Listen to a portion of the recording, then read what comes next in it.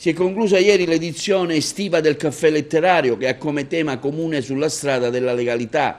I libri presentati, quello di Paolo Cilona, Agrigentini Illustri e quello di Salvatore Indelicato, Mannalà, edito da Medinova. Gli incontri sono stati promossi dalla Questura di Agrigento in collaborazione con l'associazione Manuela Loi.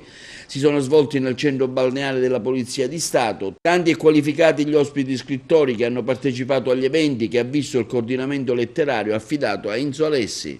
12 incontri, ma gli autori addirittura 27 complessivamente. Io credo che come presenza di pubblico siamo arrivati quasi a oltre 1000 persone in 12 incontri.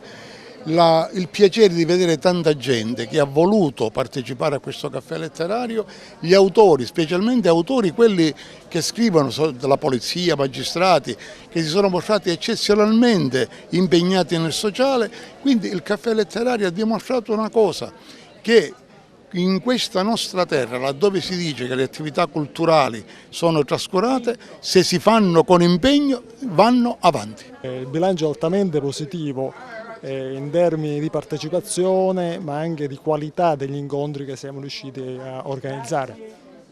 Pensate di farne altri nel futuro, anche in inverno, non so, qualche altra iniziativa in tal senso? Certo, visto anche il successo dell'iniziativa, sicuramente avremo occasione di riproporla probabilmente anche nelle scuole con l'inizio dell'anno scolastico. La storia è la storia della città di Agrigento, dall'inizio del suo periodo massimo splendore, che mi riferisco al periodo di Damareta, di Esseneto, per arrivare ai nostri giorni. Sono medaglioni di personaggi agrigentini che hanno dato tanto alla propria città e quindi è stato un lavoro per mettere in evidenza il loro sacrificio, il loro impegno sul piano della professione e sul piano anche dell'etica.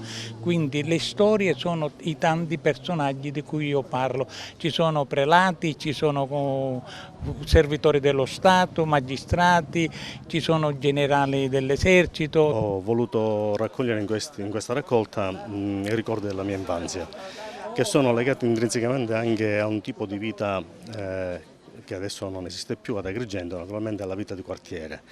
Mannalà infatti è il quartiere storico, fa parte del quartiere del centro storico di Agrigento ed è il quartiere della Madonna degli Angeli, per contrazione dialettale Mannalà. Devo dire che questo libro mi ha dato una bella soddisfazione, anche perché ha avuto la capacità di risvegliare in tante persone ricordi che ormai erano dimenticati, sopiti. E quindi mi ha dato un bellissimo riscontro.